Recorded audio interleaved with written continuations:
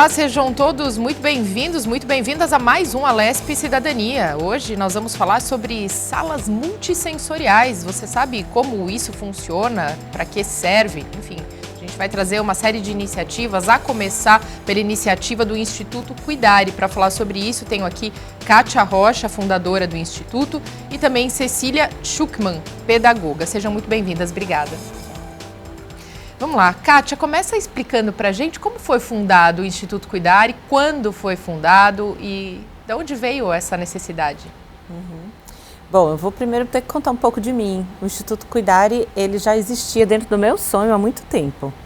Eu queria muito ter uma organização social que pudesse trabalhar com a melhoria da escola pública e sempre trabalhei pela melhoria da escola pública como empresa de impacto social.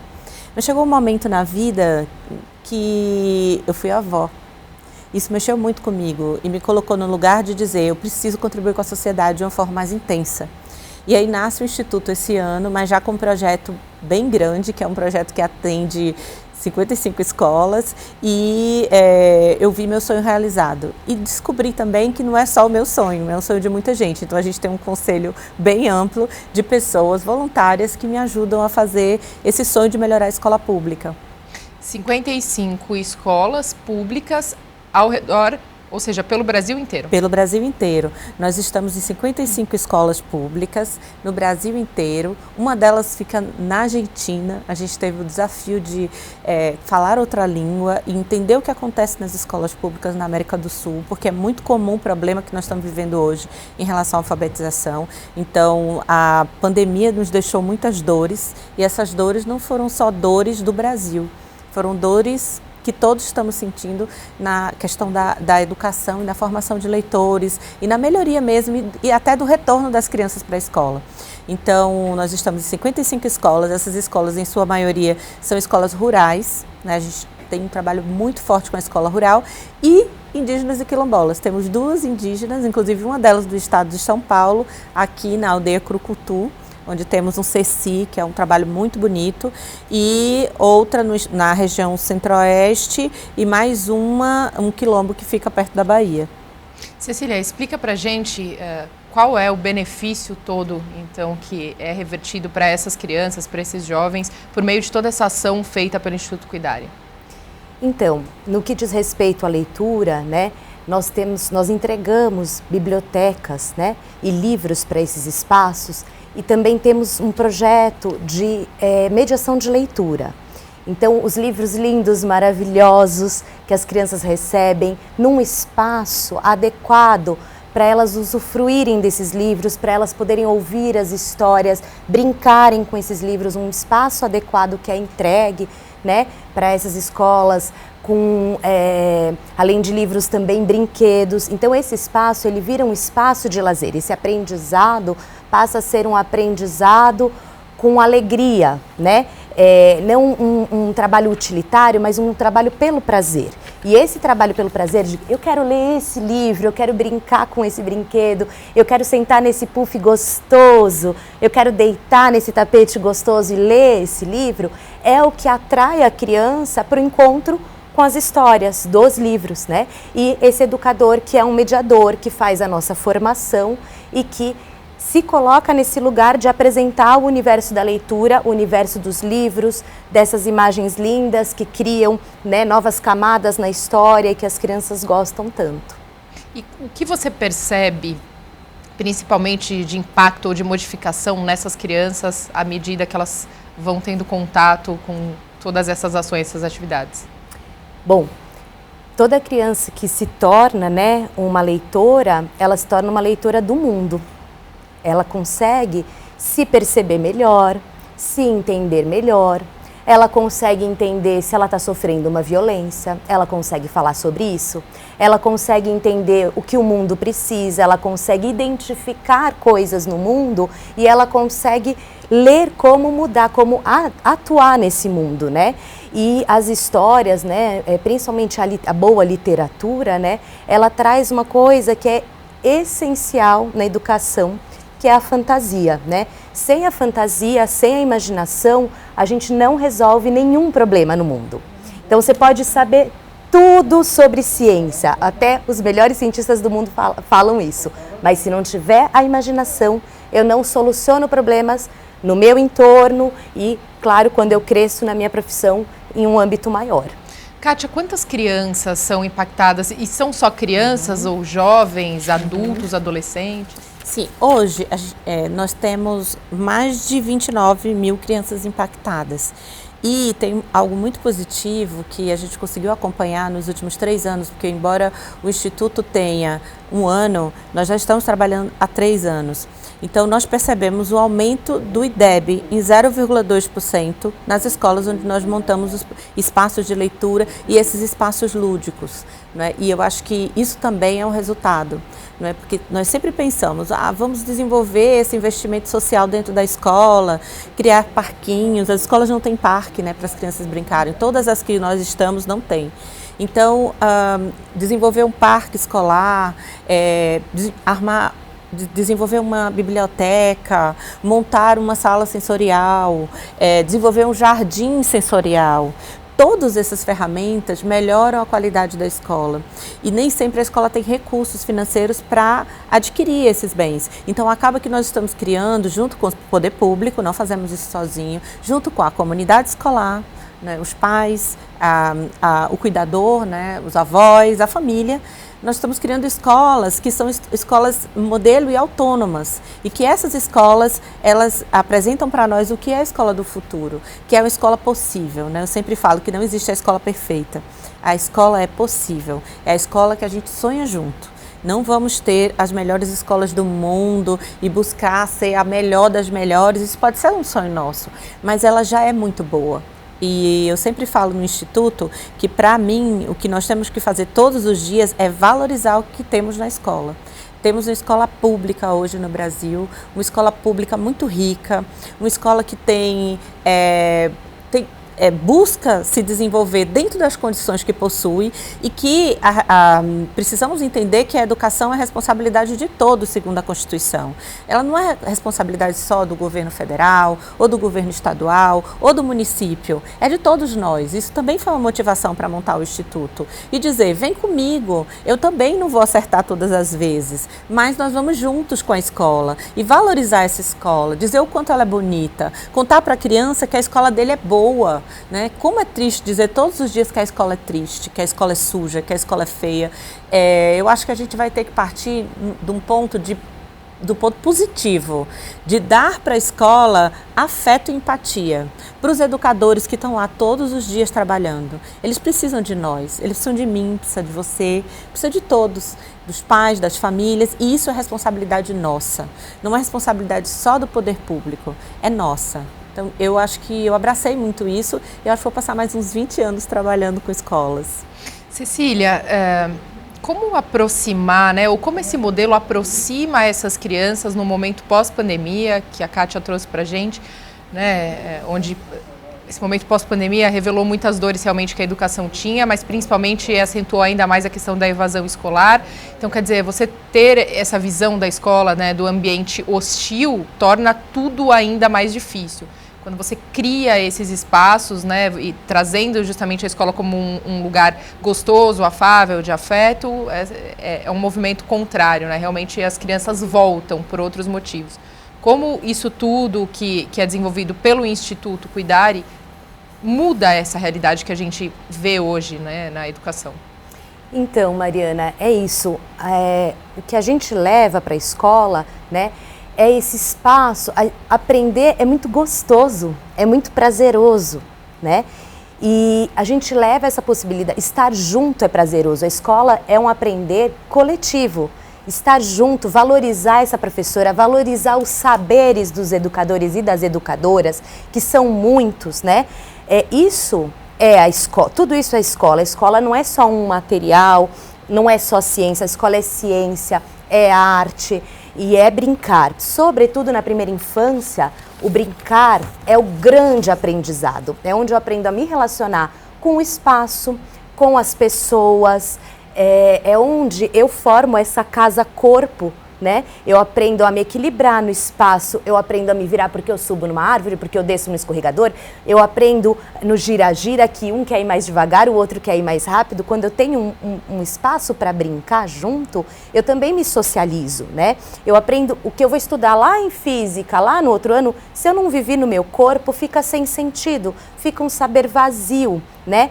Um saber abstrato. Se a criança viveu no corpo dela, se ela brincou com água, com terra, se ela subiu na árvore, se ela brincou no parquinho, se ela leu no livro uma história de uma coisa que ela nunca viu, eu vou contar uma história que tem neve, uma coisa, ela imagina, e quando ela vai aprender, isso tudo já está dentro dela. Agora ela vai, né, ter a ciência vai trazer esse estudo mais abstrato ou às vezes muito mais concreto, né, porque ela vai a fundo em alguma coisa, mas ela precisa ter a experiência, a vivência. E a gente prioriza, a gente valoriza a experiência, né? Então, o livro é um exercício de experiência, porque a gente tem experiências humanas de diversas categorias, de diversos países, culturas, e os espaços de brincar, os espaços sensoriais, eles também são muito importantes, principalmente nesse momento que crianças ficaram fechadas, sem a vivência social, né?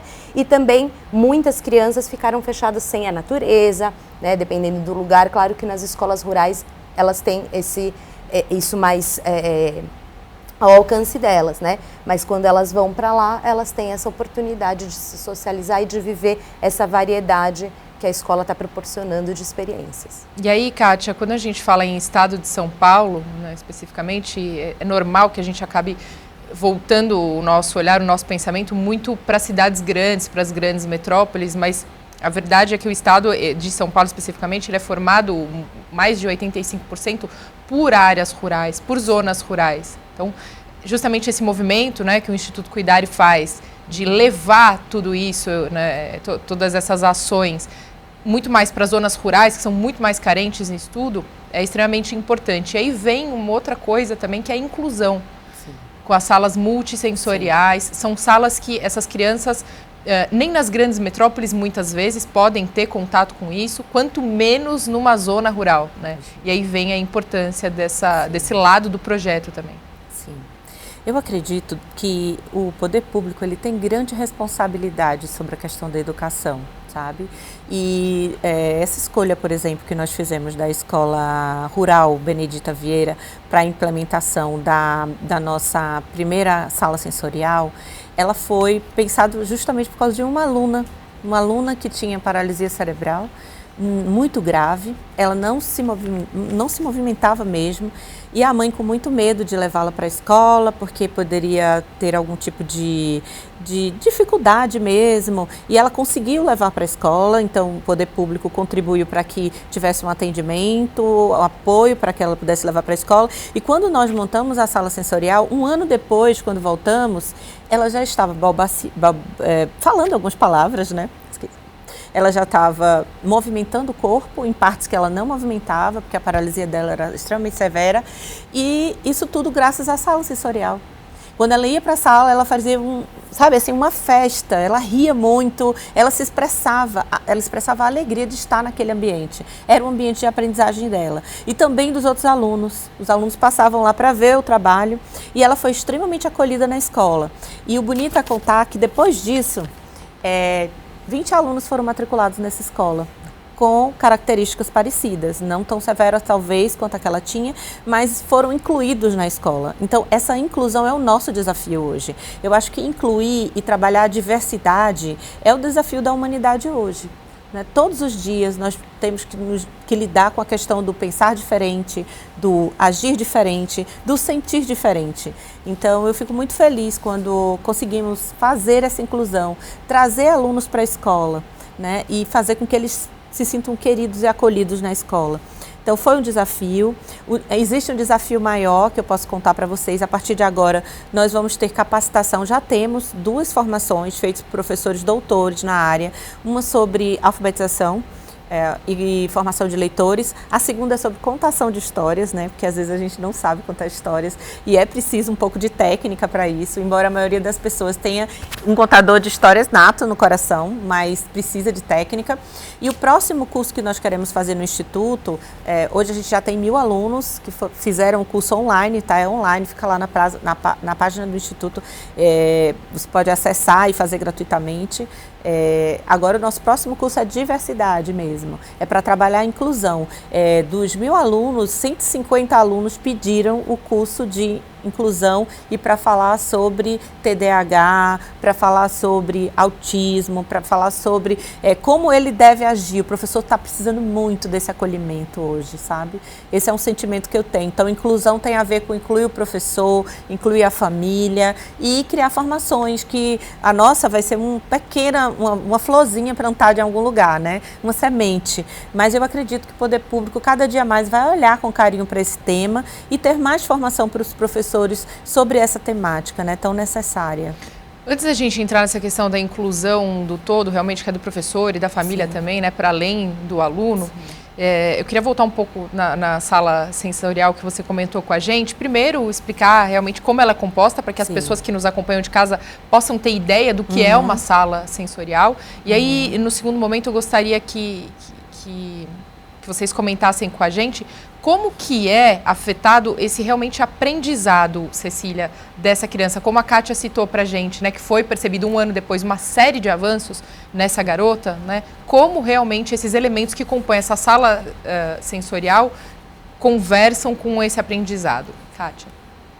Eu? Sim. Bom, a sala é a Snoezeli, é isso? Snoezeli. Snoezeli. Ela me ajuda porque ela fala alemão muito bem e é uma palavra bem complexa.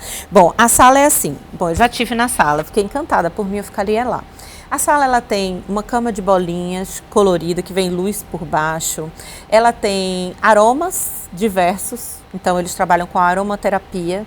Então, a criança entra, ela sente cheiros diversos. Ela tem acesso a texturas diferentes dentro da sala. Cores diferentes, então tem LEDs, tem cores, tudo muito até estava brincando com a Cecília, de Cecília, parece o útero humano, porque você entra, ela te acolhe. E ela foi toda montada de acordo com as especificações da APAE. Esse tipo de sala é uma sala bem cara, assim, foi complexo montar, mas assim, ela traz vários equipamentos, aí tem o som, então trabalha a questão sonora, tem diversos aparelhos dentro da sala, e aí esse trabalho é feito com uma terapeuta, né? Geralmente fisioterapeuta ou terapeuta ocupacional, que vai fazendo uso daquelas ferramentas dentro da sala. Tem brinquedos específicos para ensinar a criança algum tipo de atividade que a torne independente, né? Porque o objetivo é que essa criança tenha autonomia. Então, eu acredito até, já indo para a questão do resultado desse trabalho, é a autonomia da criança, é fazer com que ela trabalhe bem os seus sentidos e que no futuro ela consiga se expressar. Porque nós não estamos esperando que essa criança seja a criança dos nossos sonhos. Ela tem que ser a criança possível e feliz, dentro das condições dela. Então, o desenvolvimento dela se dá a partir da conexão com aquele espaço, né, das TOs, e também pensando o corpo dessa criança, como ela se sente dentro daquele espaço.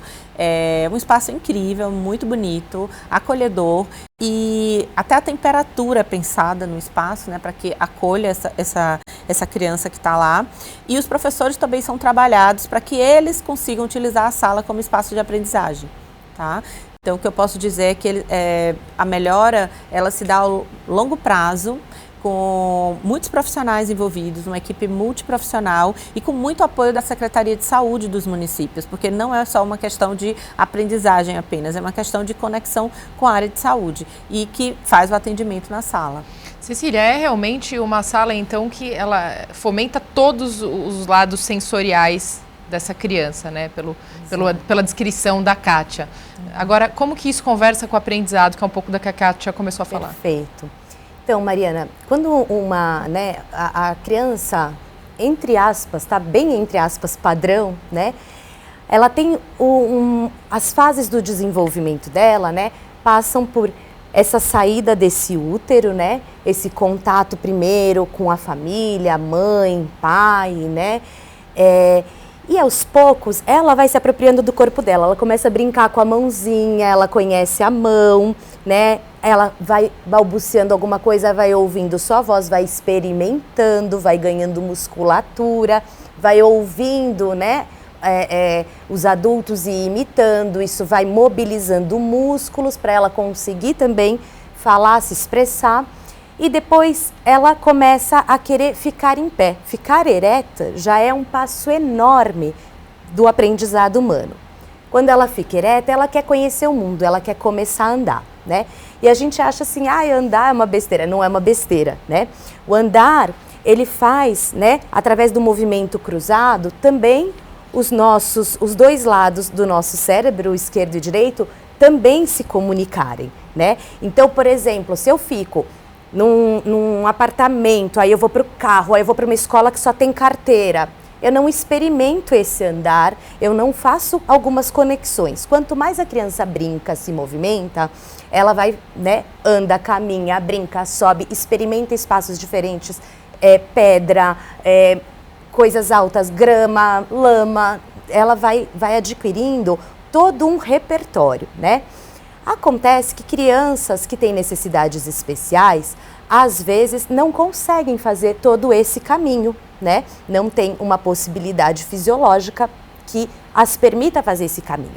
E essa sala vem ser uma intermediária nessa conquista do mundo dessa criança, que depois, tudo isso que a criança vivenciou, né, como eu disse antes, nessa primeira infância, vai influenciar no aprendizado futuro, né?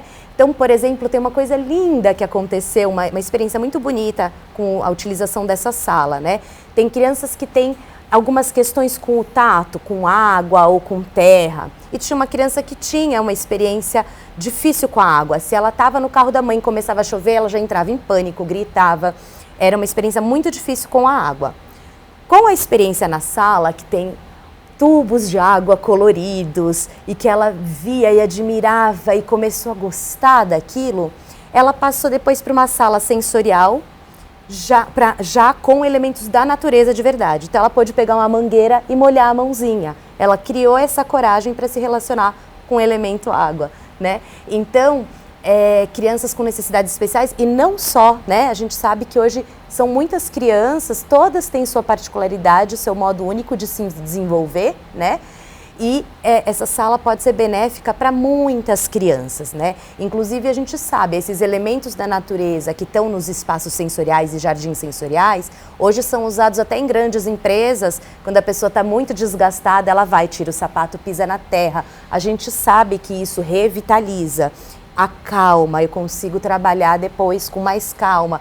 E a criança também, uma criança que tem ansiedade ou que já tem TDAH, alguma coisa assim, se ela brinca na natureza, depois ela consegue ter mais minutos que ela consiga ter atenção, porque ela relaxou, ela ficou em si, né? E a sala sensorial, ela faz uma transição para algumas pessoas e para outras ela permite uma grande experiência, né? Uma pessoa que teve paralisia cerebral, para ela, não dá para ela ficar deitada na grama, vem uma formiga, ela não pode fazer assim com a mão, né? Então ela precisa de um espaço acolhedor que lhe dê confiança no mundo para ela desenvolver o que ela veio a desenvolver, o que ela pode desenvolver.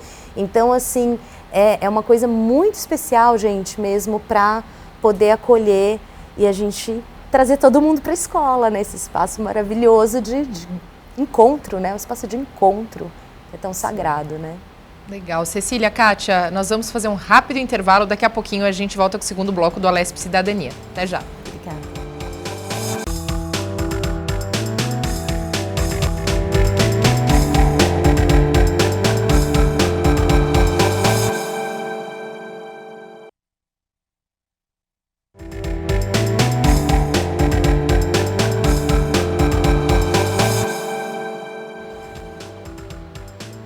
Estamos de volta com o Alesp Cidadania, nesse segundo bloco. Vamos falar um pouco mais aqui com Kátia e Cecília também sobre a participação, a importância dos pais e dos professores em todo esse processo de inclusão também. Kátia, se você puder começar falando. Então, eu queria trazer um dado para vocês, tá? Existe um dado de que 18,6 milhões de pessoas possuem algum tipo de deficiência no Brasil. Então, não dá para negligenciar a importância da participação da sociedade no processo de inclusão dessas pessoas, né? E a gente fica muito triste quando a gente vê também que o término da educação básica para eles é um dos maiores desafios, né? Então, se você tem uma criança com deficiência e uma criança sem deficiência, a criança com deficiência ela vai ter 50% a mais de dificuldade de terminar a educação básica, logo de aprender a ler. Então, vai desencadeando uma série de problemas para essa pessoa que vai para o seu futuro. Então, eu acredito que é muito importante tanto a família, como a sociedade organizada, como o governo, né, em todas as suas instâncias, governo municipal, estadual, federal, olhar esse ser humano, que é a pessoa com deficiência, e traçar caminhos para que ele consiga ser incluído na sociedade de uma forma ampla, né, com direitos que ele já possui, mas que não seja um direito de não poder ter acesso, por exemplo, à leitura, né, a um espaço de desenvolvimento possível para ele. Então eu acredito e chamo toda a sociedade para trabalhar junto com a gente. É desafiador você trabalhar com escolas públicas, é desafiador trabalhar para a inclusão de pessoas com deficiência, mas é extremamente necessário, inclusive para as crianças que não têm deficiência. Porque nós precisamos criar adultos, jovens, que respeitem a diversidade. E para respeitar a diversidade, é preciso conhecer a diversidade. Então, hoje eu posso te dizer que a sala de aula que tem uma criança com deficiência, os alunos dessa sala, eles têm uma visão diferenciada sobre o ser humano. Porque eles vivem todos os dias com uma pessoa que tem necessidades e aprendizados diferentes para ele. Então, todos os dias ele aprende um pouquinho, né? Então, eu acho que o ponto mais importante é clamar e chamar a sociedade para participar da escola. E participando da escola, levantar essa bandeira com a gente, né? De uma escola inclusiva, uma escola que respeita a diversidade de gênero, diversidade étnica, diversidade de todos os seus âmbitos e especialmente essa da pessoa com deficiência. Então esse é meu chamado. Vem com a gente, vamos trabalhar junto. Trabalhar com amor, trabalhar com afeto, com empatia e tentar entender melhor o mundo da criança e do jovem com deficiência. Cecília, como pedagoga, você sabe tão bem, ou muito melhor até do que nós, o quão importante é você investir na qualificação desses professores. É importante fazer essa inclusão, sim, mas é importante também que essa inclusão seja feita da forma correta. E para que isso seja feito, precisa se investir mais nesses profissionais também, né? Exatamente. O professor, ele é a pessoa onde tudo isso se ancora, né? Então, se essa pessoa estiver segura, estiver amparada, né? Se a gente investir, acho que o melhor reconhecimento que a gente pode dar para uma educadora, para um educador, é investir nele, reconhecer, né, a importância dessa formadora, um formador social, né, o educador, e investir. Então, hoje em dia a gente tem muitas questões, né? Trabalhar a questão da inclusão em tudo que isso significa demanda muitas formações. Se eu quero que não tenha mais racismo no país, eu preciso investir nessa questão, eu preciso letrar professores. Se eu quero que uma criança cadeirante tenha todos os seus direitos na sala de aula atendidos, eu preciso formar esse professor para ele entender como que esse espaço tem que ser criado para que essa criança tenha autonomia de ir e vir, de ir até a lousa, né? Como todos. Então, são muitos detalhes pequenos que no dia a dia, só quem está ali na sala de aula sabe quantos detalhes a gente precisa de ajuda mesmo para pensar. E aí esse professor está sobrecarregado, porque ele tem a matéria dele, ele tem todas essas questões que a gente vê no dia a dia. Uma questão de gênero, ela é muito sutil, mas ela aparece ali com a criança pequena já. Como que eu vou interferir de uma forma amorosa para criar um ser humano para o futuro, né? Eu preciso ser bem informado, tanto para perceber, né, quanto para interagir ali na hora e não deixar isso passar e ser reproduzido. E a questão da inclusão passa por muitas formações, muito sutis, porque é uma variedade, né? A inclusão da deficiência intelectual, da deficiência visual, da deficiência auditiva, são muitas formações. Então a gente precisa investir, né? Quem é educador de verdade, e a gente tem educadores e educadoras maravilhosas no Brasil, adora estudar, adora conhecer, adora ter esse momento para poder se melhorar, né? Para poder atender. Dói muito para uma professora, para um professor, quando a gente não consegue, quando a gente fala, nossa, o que eu posso fazer nessa situação? O que poderia ter feito melhor?